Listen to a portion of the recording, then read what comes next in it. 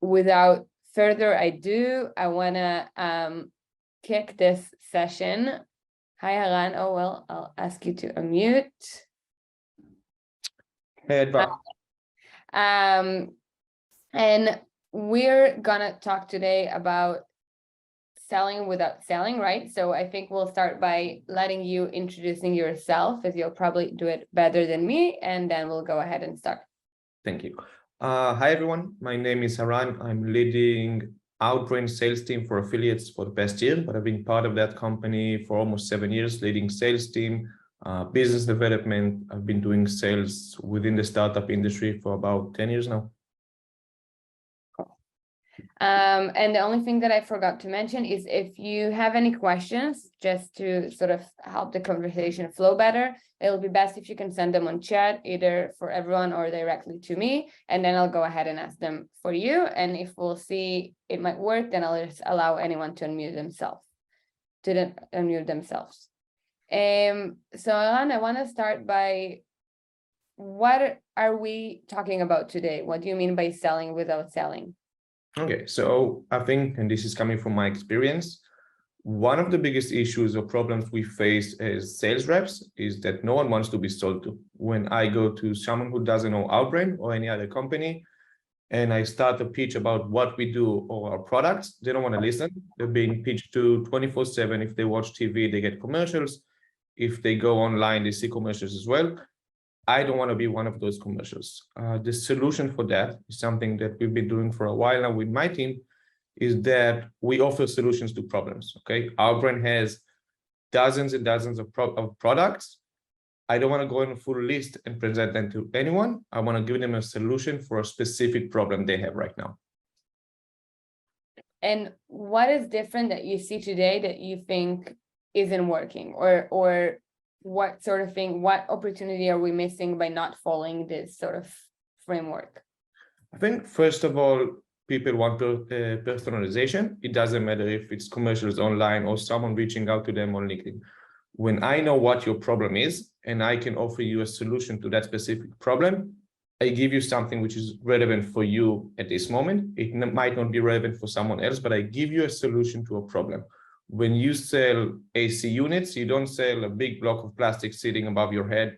It's making the room a bit colder. You're selling a nice time in summer when you can stay at home and not sweat. Okay, when you're selling an ad platform like I do, I don't suggest people to try native ads. That's not a problem they have. No one's missing that, but I'm offering them a new way to reach clients which they were not able to do so before, get better output for those users, have longer retention. I know what the problem for that specific partner is, and I offer them a solution for my portfolio of products. And what sort of, maybe we'll start with the challenges. I mean, we've just talked about the opportunities. What is challenging with working or with following this framework? I think that there's one major challenge, and this goes to everyone. We don't know what the problem is on the other side. So there's a few steps we need to follow. There's a ways to have calls, how to do follow-ups, how to learn about the company, how to learn about your company. Once you are able to answer all of those questions, you'll be able to spot the problem that you can solve. But you shouldn't be afraid to admit there's some problems that we can solve, and there's deals we need to cut loose and then let them come back another time. But okay, so I want to dig deep into it, because so how do you do it? How do you start understanding what the problem is on the other side? So before I even reach out to any potential partner of ours, okay, I talk to our sales, to our account management team, to our customer success teams, and understand from them which clients are seeing the best success right now, okay, which clients are seeing good results from our product. That really helps me narrow down a list of potential partners. Once I have that list, I start learning about those companies, where they are financially, where they're based at the world, and decide who I need to reach out to. Okay, I reach out usually to anywhere between 3 and 5 people from each company, just because I know 70% of them won't get back to me. Okay, so I kind of spread my net wider than what I'm supposed to, but it's really helpful if someone finds my message relevant, but they're not the relevant point of contact, they will be able to refer me. So again, leave your manners on the side at this time and reach out to as many people as you can. My first message would not be a long message about Outbrain. Okay, I can present myself in one sentence, 1 or 2 sentences about what we do as a company as a whole, and then talk about them. Okay, talk about what the other side is doing, what I've learned about them, where I might see challenges they have, but I don't offer any solution at this point. I suggest to have a call, usually a meeting or a Zoom call, and take it from there. Once I do that, again, there's a lot you need to learn about the person, about the company, and you can do it by watching where they're based at. Okay, if it's a big office or we work or they're working from home. But I let them talk. I give them the mic for about 80% of the call and ask them to explain about what they do. This is the best way and easiest way to spot their problems. And I try and listen. I try to understand their language, not just if it's English or French, but the terms they use, the phrases they use, and see what we can learn from that and how we can adjust our pitch and find a solution for them specifically. There's a question popping up on the chat. If by reaching too many people in the company, are you not risking by sounding spammy to them instead of really spotting the decision makers and going directly to them? It's a risk. I'm not saying take your pitch and send it to 100 people in the company. But if I'm having right now a good product that's helping R&D people, I'm not going to reach one person. He might be spammed by dozens of other companies. So I'm going to reach out to him, but I'm also going to reach out to his team members. If he's a team lead, he has people working underneath him. They might find it relevant because it's going to save them time as well. Should you reach differently if you're going bottom up or top down? So if you're going into the programmer, which you want to tell about your product to his superior, or if you're going directly to the CTO, should your approach be different? So if I'm going directly to the CTO, of course I'm going to be a bit more formal and the message is going to be more detailed and more polite.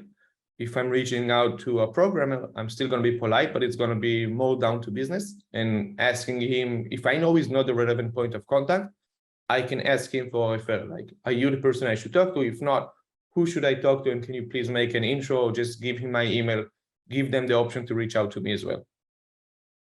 And do you think, I think it came up in some of the sort of prep talk I had with you and also with other people who are participating. Do you think if I'm an AE or if I'm a sales rep and I want to reach out to a CDO, for example, should I have someone with a sort of higher, like my manager reach out to them? Should it be, CTO to CDO, or VP sales to CDO? No, I don't say that as something mandatory. I think some of the best ideas I've been pitched to came from bottom-up people. Okay, people who are juniors, who had an idea that people who are more experienced than them try to convince them not to do. So a lot of the ideas we have in our team are coming from juniors as well, because people reach out to them. Because a lot of times I might not be as available as I should be, or as people expect me to be. So reaching out to juniors or even just programmers could be great options. We have a question here. How does this work when we're talking about inbound sales? Okay, so inbound sales is a whole different world. But again, when people reach out, and I'm going to take the Outbrain example, if people reach out to me and say, we want to work with you guys, they have no clue what we're actually doing. Okay, they see our ads, they see our ad units, they might have read about us or they've worked with our competitors. They still don't fully understand what we do. In many of the sales calls I usually have from inbound leads, they're saying, listen, we know what you do. We're working with Facebook, with Google, with TikTok. How different is it? Okay, I need to explain to them that if they work with us on the same way they work with other companies, they're going to lose money. So show me the products you want to promote. Show me what you're doing. I'll explain to you how you need to adjust it to make us work for you as well. So inbound leads are the same. It also depends on how much information are you getting from that lead. So if someone is just leaving you a message saying, I want to work with you, that's one thing. If someone is giving you a lot of information about the products they want to promote, what they do, what their company does, there's still a lot you can ask them. And again, the 80-20 rule for conversation is still super relevant here. Let them talk about what they do. Let them explain to you as much as they can about what the company is, how many people are working there, what products are they using, are they working with any of their competitors, if they worked with you before as well. This is something which is super, super relevant. And there's another type of inbound leads that you have to consider is that people switch jobs. Okay, so the first impression, second impression you make on those people, they might come back to you from a different company, they're working on their own, and that's an inbound lead, which most likely will convert best. Cool. So we will dig into the actual conversation in a second, but I think a major issue for a lot of people working in sales is the subject of cold calling. So you talked about reaching out to people. What would you say in a sort of a potential text you send to someone if you're reaching through LinkedIn, if you're reaching through other social media, even if it's email, but it's the first time you're talking to them? So again, cold calling in many cases would end up in people not replying. This is why I try and reach out to, as I said, 3 to 5 people, not just one person. But there's a way to do it as well. If you send them again a long email about your company, about what Outbrain does or about what Monday does, the chances of the people who actually open the email reading it are going down dramatically. Okay, no one wants to read about, let's be honest, about Outbrain. No one wants to read about Monday. They want to read a short message from a person. They need to understand it's a real person and not, a bot or an automated email system. So make it personal to them. Okay, if you think it's someone which is highly ranked, apologize for emailing without something before. You need to make it more personal. Look at their LinkedIn. If it's someone that has worked in an environment that you've worked at before, or a company that you've worked at before, start with that. Don't start with selling automatically. As soon as you start pitching, this is where they log out of the email and stop reading it. So make it more friendly, make it more personal.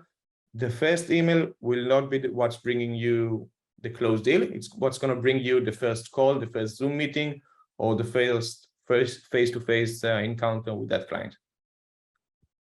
Yeah, I think it also resonates with some of the things we've talked about before when we were preparing this conversation about sort of the state of mind you go into when doing sales, really keeping in mind that it's, a person standing in front of you, not just a potential customer, right?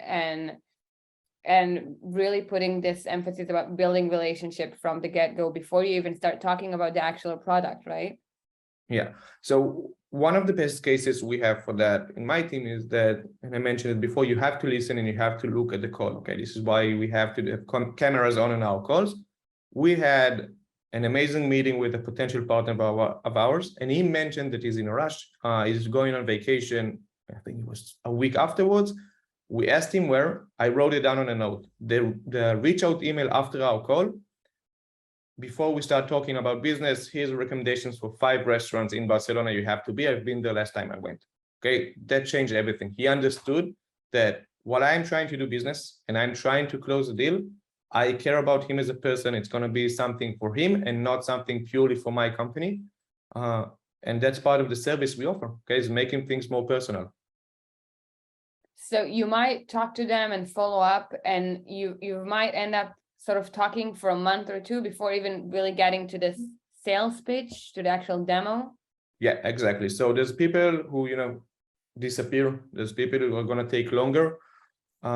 It's going to be a while until we find the perfect solution for them. During the first or second call, I try and explain a bit more about what we do as a company or how we offer assistance to the competitors or other companies. But until I fully understand what the problem is that they have, and I fully understand how I can solve it or can solve it, I'm not going to really hardcore sales and offer them to work with us. One of the questions I like asking in my second or third follow-up emails is, what do you guys need from us in order to move forward? Okay, I need to understand their needs. That's the only way we can make good business. Otherwise, it's just another sales pitch. There's no difference between me and the person in the supermarket offering you to take something new. Okay? You don't want to do that. You want something that you need at this point.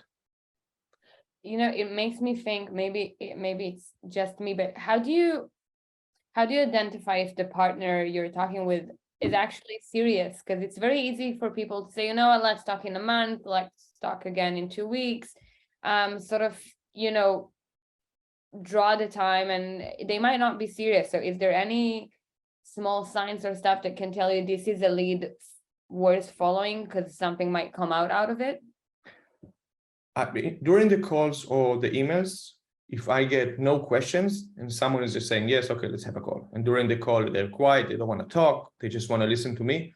I know that the chances of them being a really good partner of ours in the future is not as big. But if someone is coming prepared to a meeting and is having questions and is doubting everything I say, that's where I see the biggest potential, because I know they want to close a deal, but they want to make sure that what I'm offering them is perfect for what they need right now. Cool. So I want to sort of move into the actual practice of the conversation. So really things that you should and shouldn't do to make the first conversation and any other talk you have afterwards as beneficial as possible. So what are some of the tips, do and don'ts that you think people should follow?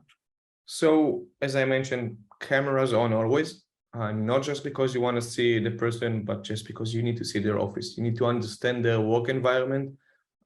That's also going to help you with a small chit chat during the meetings, not talk just about business, about where they're at. I try and make as much research about the person talking to me as compared to his company. Okay, I need to understand what he likes, what he doesn't like, where is he based at, where did he go to school if he went to school. Part of the things we know now is that in Israel, being cynic is good. People find it funny. If you have a call with someone from the States and you're doing that, you're looking unprofessional and not like someone they would want to work with. If your potential partners are US based, they want to hear about numbers, they want to see data, they want to see case studies. If it's someone who's sitting 30 minutes away from you, conversation might be more friendly at the beginning. We're a small industry here, so there's a chance you know someone they know. Listen to them, catch as many hot words they say. Okay, as I mentioned, if someone is going on vacation, or if you're listening to him working at home and you hear kids running around, offer those 5 minutes for him to go to his family. We can reschedule. If they feel you're not pushing too much, they're going to like it, they're going to appreciate it, they're going to remember it for the next time. I look at timing a lot. Usually my calls are not going to be more than 30 minutes. Okay, 30 minutes is the max someone can give you attention these days. Even the TV shows we watch, if you remove commercials, it's 30 minutes. That's it. And again, follow-ups. There's a way to do follow-ups as well. I write down during the call as much information I can. The first follow-up I will do will be within an hour from our meeting. Okay, I want to be fresh on their mind. If they're not responding, a week afterwards, they're going to get another email. And if they're not responding to your second follow-up, and this goes back to your question on how to identify someone who's a potential partner or not, I take 3 weeks before I send the third email, between the second and the third, to give them that option. They might be busy right now. I don't want to be too pushy, and I don't want to look too desperate as well. What about, we've also discussed language. I think language is a big issue, not in terms of what language you speak, whether it's Hebrew or English, but more of the subtext, the words you choose to use and stuff like that. Yeah, so as you guys probably noticed, I don't use the word client at all. We call them business partners, okay? If the person on the other side feels like they're your business partners, if your customer success team feels that they're working with their partners, they're going to take as much care as they can on that potential partner, okay? It's something they need to understand, that the money a partner is spending with your company and is paying you is not money going directly to their pockets. It needs to be looked like an investment. So if they are able to deliver better results, they're going to invest more money in your company anyways. So they need to take care of them and really care about what they do. That's one of the biggest issues we faced before. Language words like no. We would never end an answer with a no. If someone is asking me for something, if I can or cannot do it, even if it's not something we allow or something we support, we say, listen, we can do this specifically, but we give them so many other options of what we offer or what we can do for them. So there's a way out of being stuck in a conversation with a no, which will just close everything.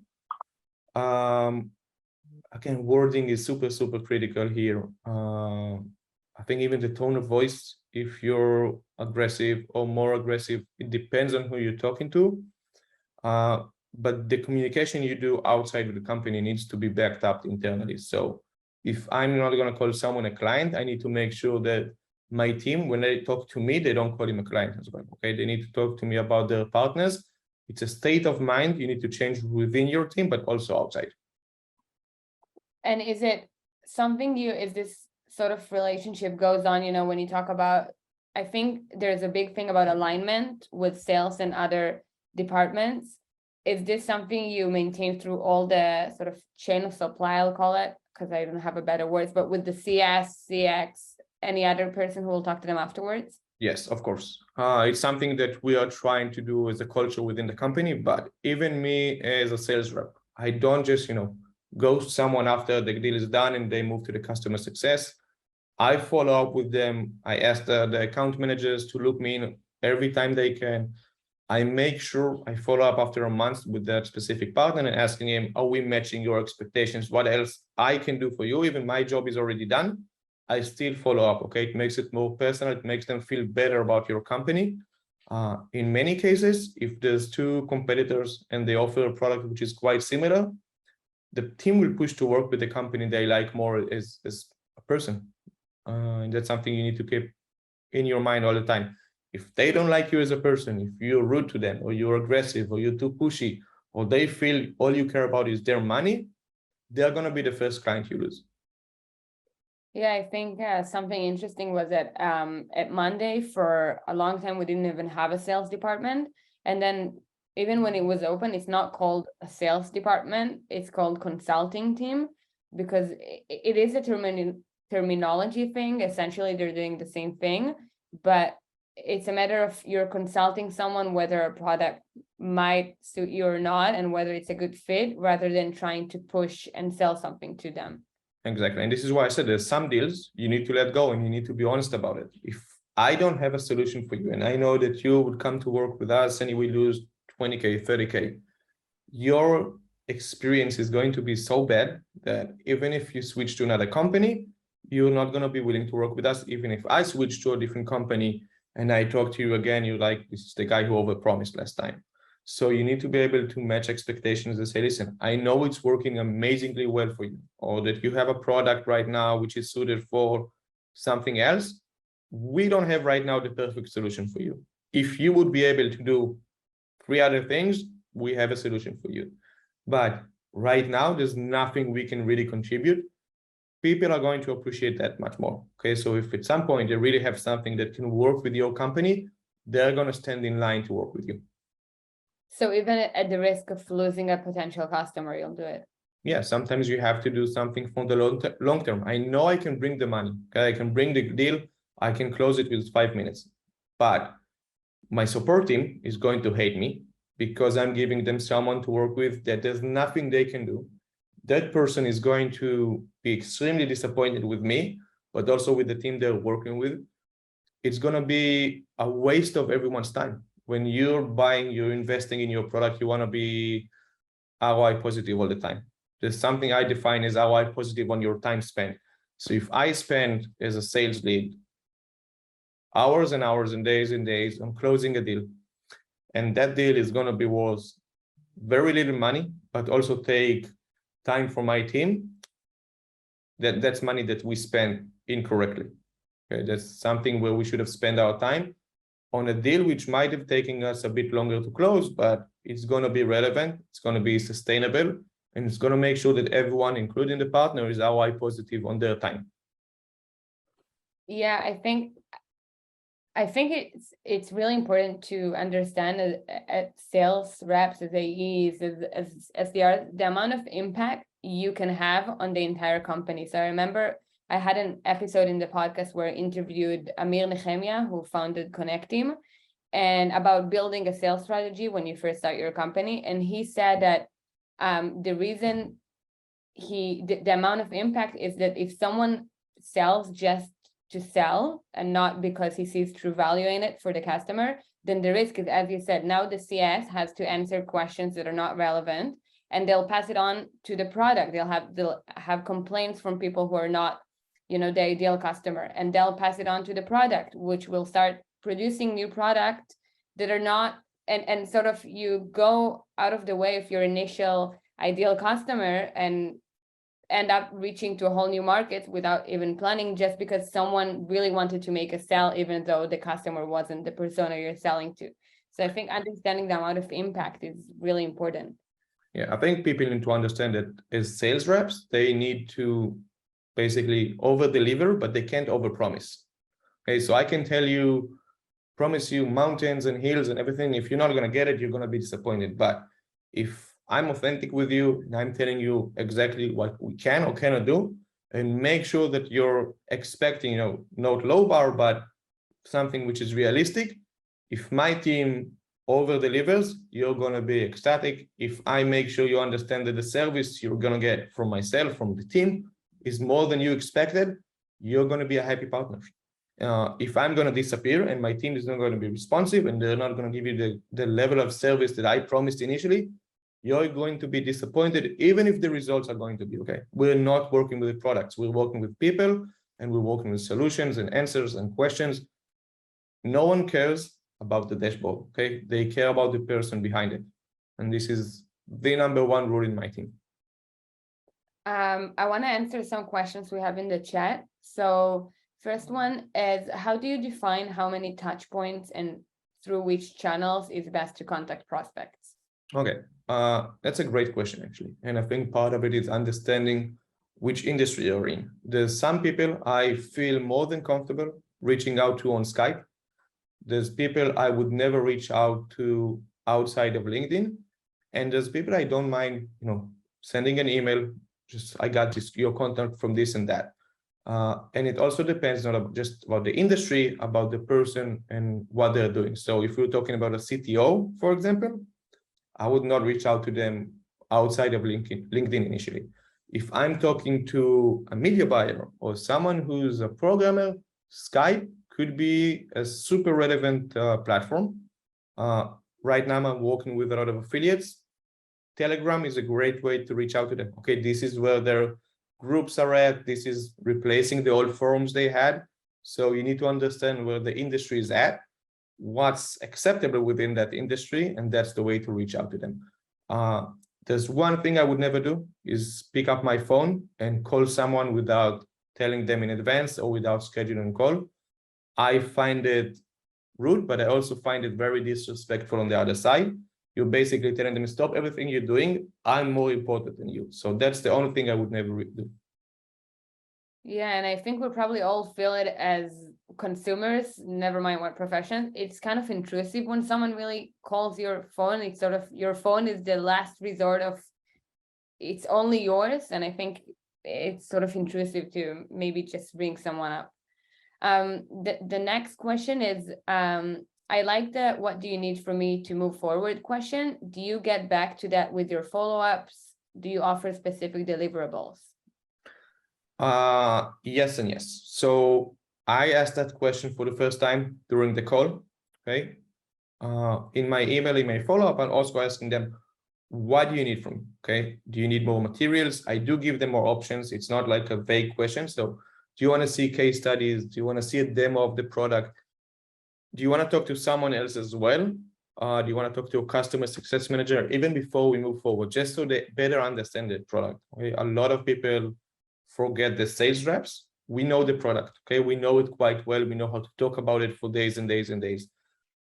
I don't have as much hands-on experience on our platform as my account managers. So if you want to join to another call with them or ask a specific question about it you didn't have time to, or something that I said which wasn't clear, this is your time to ask for as much information as you can from me. I try to give them more than they ask, okay? So if they're asking, can you send me a case study or two? I'm going to send them 3 case studies which are super relevant, but then 2 others which are outside of their realm, just so they have a bigger idea and understanding of what we do or what they can do with us on other projects that we might have not discussed. And what would you suggest? So when we're talking about AEs, there's some decision that I'm assuming you're not the one that can make, or some, if we're talking about specific deliverables, if you want to sort of, like, what would you say about the relationship between an AEs and their manager should be to really know how flexible can I be with my offerings, the back and forth I could do. I'm not coming from sales background, so hopefully I'm not using the wrong terms. So I know there's a lot of companies who separate account executives and sales.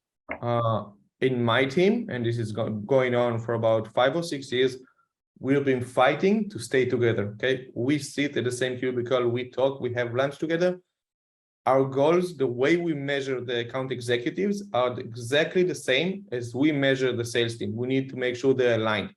If I have a salesperson who's not aligned with the account executives, he's going to bring clients which are not relevant for them. He's not going to make money. They're not going to make money.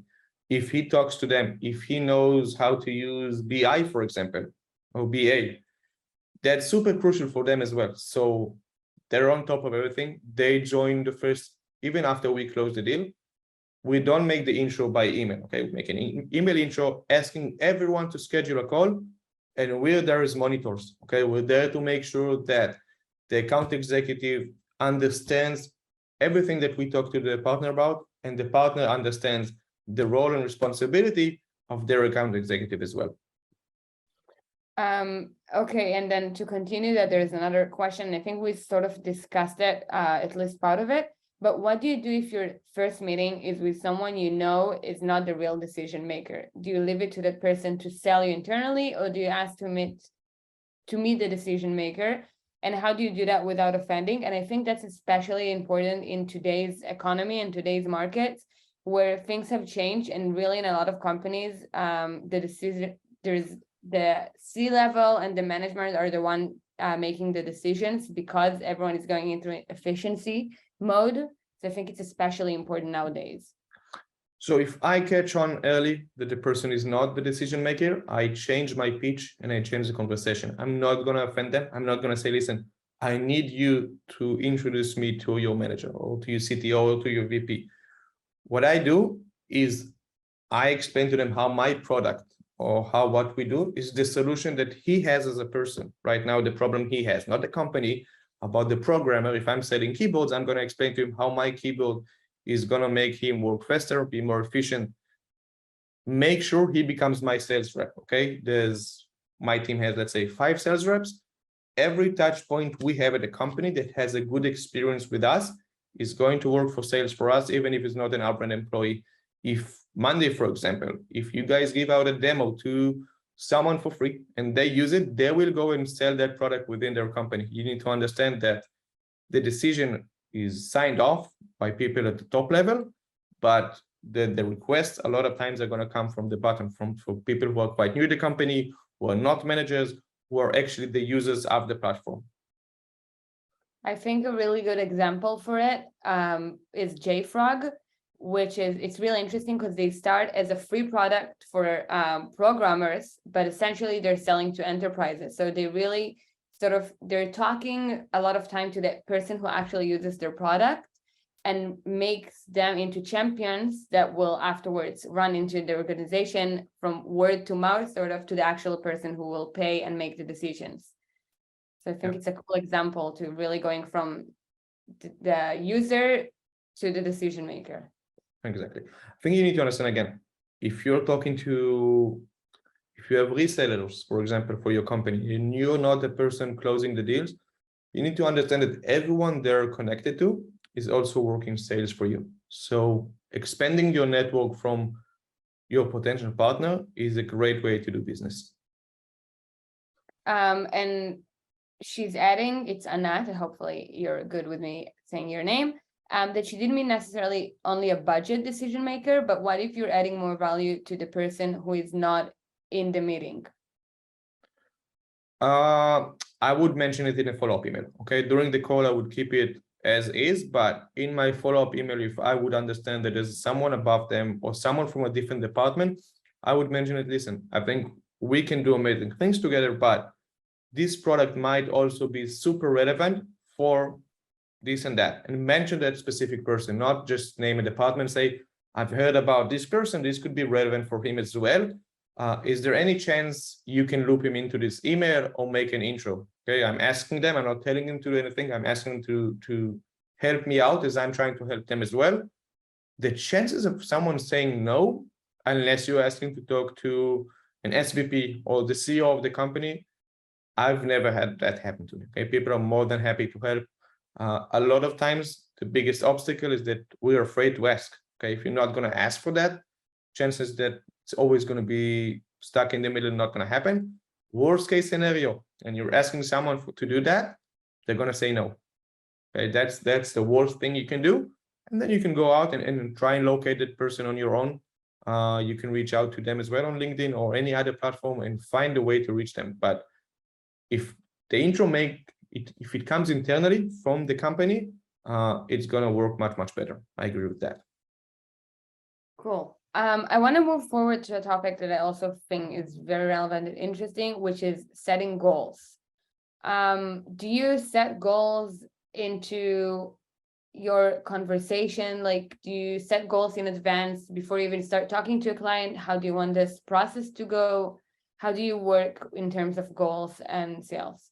So I there's goals, but it's not like hard goals. So the first goal is how much time is it going to take me to schedule a call? So I give myself from the first reach out, usually between 10 days and 2 weeks to schedule the first call. I want to have that call and have a follow-up email immediately, but how many follow-ups am I going to make? So I do up to 3 follow-ups until I get a response. How much time do I give myself to close the deal? That's something you're only going to know after the first or second email. Okay, I can always say it's going to take me a month to close the deal. There's deals that it took me over a year, and I expected it to be ready within 2 weeks initially. And just deals I've closed within a week, which I would have expected to take a long, long time. So I think most of the goals I have is going to be the amount of calls I have, let's say, with new potential partners each month or each Q, how many follow-ups I'm going to make. I never give myself a goal on how many deals I do, okay, on how many deals I close. If I would tell my sales team, I need you guys to close 15 deals a month, okay, bringing in 50 new partners, I promise and I can guarantee that the level of partners are going to be lower than expected because all they care about are the numbers. If I'm measuring them on the time that this partner is going to work with us, so they need to work with us for at least 6 months, or if you're offering a freemium product, you need to make sure that 30-40% of your potential partners are going to become paying partners. Okay, it needs to be something measurable and something scalable.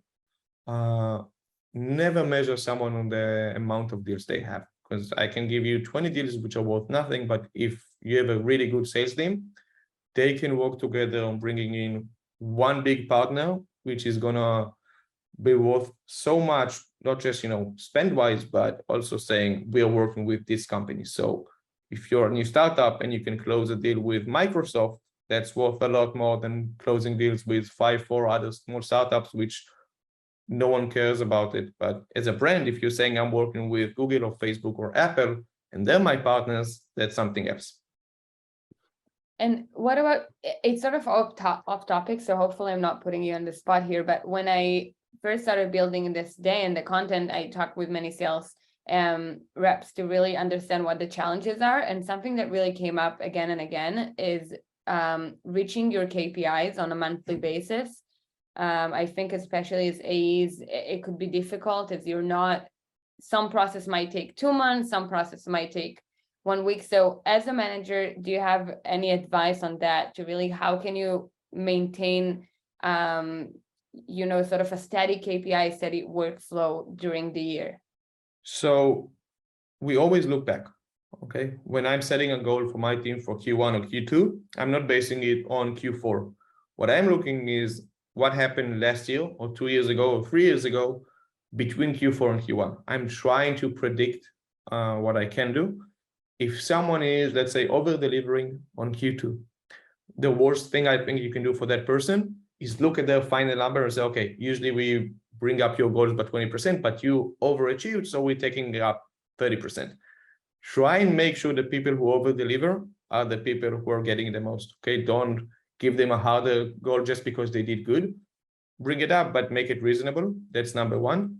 And make sure that the goals are aligned, okay? Account managers, sales team, account executive, they need to have more than a few touch points. So if I'm looking at our team, one of the goals the account executives have is maintaining an active partner for 6 months once they're delivered from the sales team. So we know that every deal that is signed, they're trying to keep them alive as much as they can and give them the best support because they're being measured on that as well. We give salespeople tasks and MBOs for existing clients as well. Okay, so if someone is working with us, we might tell the account executive, try and find other products, other solutions they can work with, which are going to bring them better results when they work with our brand. So we're trying to get everyone involved. There's clients who's been working with us for 5 or 6 years. I'm still part of those meetings. Okay, I'm never outside of the picture. I'm the first person they met. I'm the last person they're going to remember when they stop working with us. Is this really scalable? We're not going to do it for any partner, but if it's someone significant, let's say top 10 partners, yes. If there's an important meeting, even if it's a Zoom meeting, I might just pop up to say hi. If we're meeting them at a big conference, yes, I'm going to be part of the dinner, part of the meeting. A lot of times, having someone who's not hands-on or someone which is working with them daily is very insightful for them as well, because we see things a bit different as sales reps. But it's also, again, it's helping them understand that they're more than just a number. Okay, if I'm the person they've closed the deal with 6 years ago and I still show up to a meeting once in a while, they know that not just, our brand cares about them, but Haran cares about them as well. So it's changing the relationship, it's making it stronger, and it's making them, I think this is one of the reasons a lot of partners work with us for so many years. Amazing. I think since we're not that many people, I'll sort of give everyone the option to unmute themselves so we can have, for any last question, people can ask themselves. But I do want to ask before we move to that, what are some of the tips, if you had to summarize it, and you're talking about really, if I got it, you're talking about value selling, not product selling, not feature selling, value. Yeah. What are the tips for everyone here in this conversation, everyone who will watch it afterwards, about things you really have to remember? The only thing you're selling, the only product is yourself. Okay. And people need to understand afterwards, you can pitch solutions, but the person or what you're seeing, the face of the company is you. So that's something which is crucial to remember. I mentioned before, don't overpromise, be more than ready and more than open-minded to over-deliver. I think this is crucial for you. Language is also a barrier, but it's also a great door to open. Once you understand the significance of small words, of phrasing, of state of mind, that's going to help you close more deals than any number you can bring. And listening, I think listening is the most important thing you can do more than anything else. As I mentioned, during my meetings with clients or during Zooms, even the emails I send, I'm more than willing to listen than I am to talk. I want to hear what they need to do, what they need from me, how I can help them out. And this is where my sales pitch begins. Amazing.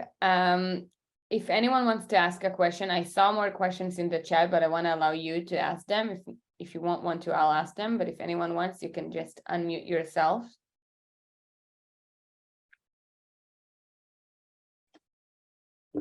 Everyone's a bit shy today. Yeah, okay, then I'll go ahead. So I'll start briefly by saying thank you for the great talk. I'm in a different vertical in the biomed or clinical research or academic research. I work with doctors and researchers, but still I'm able to get so much insights from this talk. So thanks. Thank you. So I'll read the questions for those of you. Wait, Omri, did I interrupt you? No, okay. I'll ask questions for the people here, and if anyone wants to, feel free to raise your hand just so I know you want to. Can you elaborate more about the handshake between marketing team in terms of efforts? I mean, marketing team efforts and your sales team efforts? Yes, so we need to work with marketing. Okay? Sales without marketing is fighting a war you can't win. And marketing really needs sales, because every marketing efforts we make at a company, we again want to be ROI positive. We need to show that we invested money and budgets on the right places. So if my marketing teams understand what I need, and we do a bi-weekly meeting with marketing just to hear about what they're doing for our team, but for other teams as well, so we can take ideas from them. And we let them know what we need as well and how we make sure it happens. So a lot of the conferences we attend, marketing do everything for us. They know that we need to be at this and that conference. We need a big booth. We need one speaker. We need this and that. And they start working with us. So again, if they're talking to the biggest conference, I'm part of the loop. Okay, I'm never outside of the conversation, because I need to understand everyone is aligned with what we need, and we make sure they understand about the impact they have on the business. So if they signed a big deal for us with a big conference, we need to show them that they invested the money in the right place. We need to show them what's the uplift for the business. It doesn't have to be numbers. It doesn't have to be money. It could be, we are now connected to 10 other speakers, to relevant leads, to other companies. We better understand the industry, and we need to show that to them how we're making money, or how we're ROI positive on their investment as well. I think that the entire subject of, obviously, maybe it's a whole different conversation, but the topic of alignment between sales and other department, I think sales and product is also crucial, because you have to know constantly what you're selling, what improvement are there, sales and CX, for example, or CS we've already discussed. So I think, Haran, I might have to have you over again to talk about different alignments between sales and other departments. I'd be more than happy. But just on the product part, I think alignment again is crucial. If they are starting working on a new product or pushing something forward, but the industry, the end users don't want it or don't need it, it's going to be a waste of everyone's time. There's going to be extreme amount of pressure on the product team, but also on the account executives to pitch a product to existing clients who don't really need it. So they need to understand what's going on outside of their cubicle, what's going on in the industry.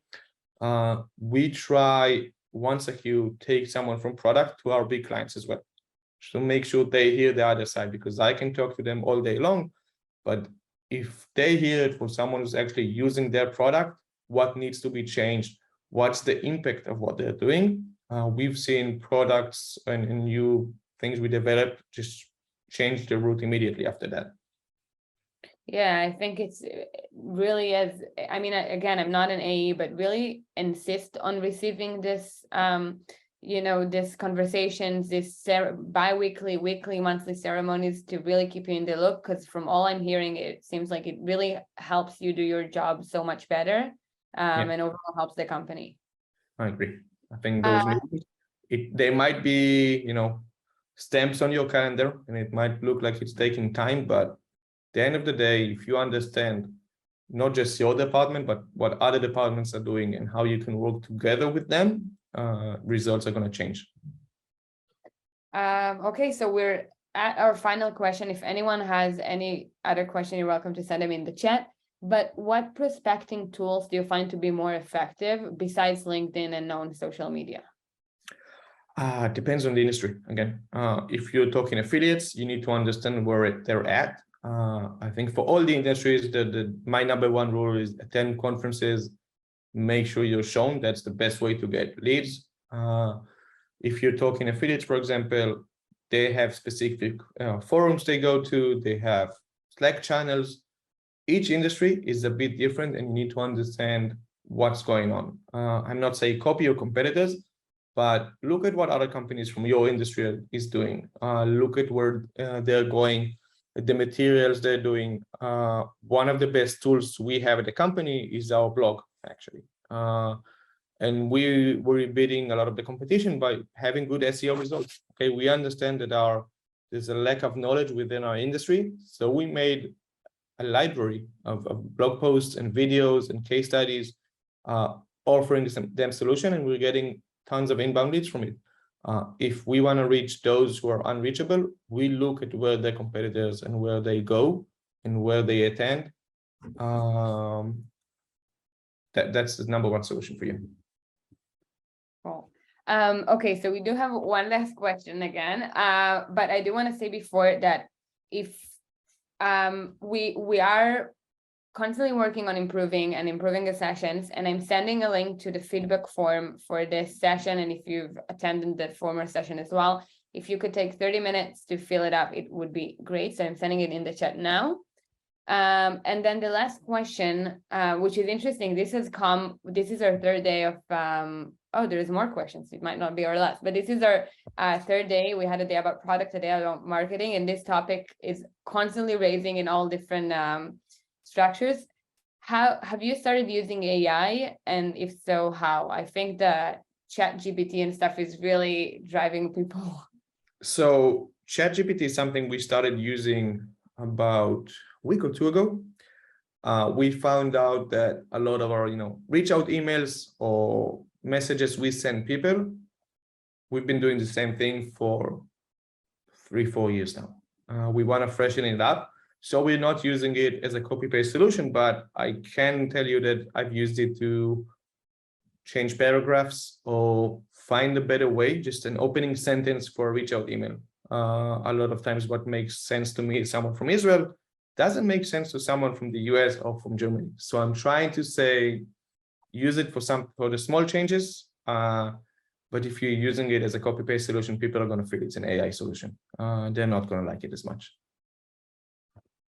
Okay, so last and least, because we do running out of time, how do you deal with a prospect that you've been working with and is really interested in the solution, and they ask to talk to the technical departments and then engineers below it? This seems like a specific question. It's a good question, and it happens quite a lot, actually. If it's someone who is a prospect at the early stages, I would have to say that our product team is a bit busy and they don't have time. But if they have specific questions, I will be their pipeline for that. I will ask the questions, I will come up with the answers. If we feel that it's a big deal and someone who is super, super crucial and it's a huge potential, I'm not going to email the product team. I'm going to walk up the stairs and talk to them, explain the importance, and tell them that, listen, we need 10 minutes of your time. If they want to do it, perfect. If not, I can't force them to do it, but I'm going to ask them to be more responsive in that specific case. And 99% of the time, they're going to be aligned. I don't like bringing product teams or developers on early calls just because they don't fully understand the business side. We want to be aligned, as I mentioned, but they don't understand the impact of language and small things they might say. Yeah, and I mean, in any way, you wouldn't do the conversation without you attending it as well. Exactly. Okay, great. This has been super interesting, Haran. Thank you so much for sharing with me, with everyone in this conversation as well. There's some really good tips here. I have to say that we're not really selling anything in Startup for Startup, but it really even helped me think about how we talk with our users and how we showcase the initiative to them. So that was great.